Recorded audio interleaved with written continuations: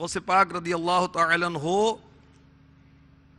عالم بھی تھے، حافظ بھی تھے، مفسر بھی تھے، محدث بھی تھے،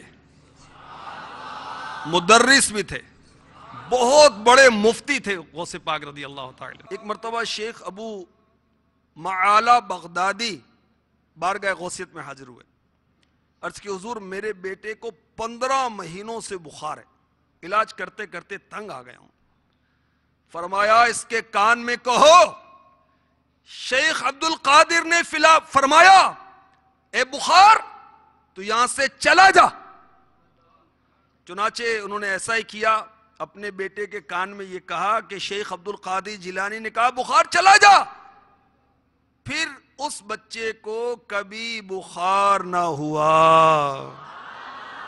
یا غوث اعظم دستگیر، یا غوث اعظم دستگیر، یا غوث اعظم دستگیر، یا غوث اعظم دستگیر، یا غوث اعظم دستگیر، یا غوث اعظم دستگیر.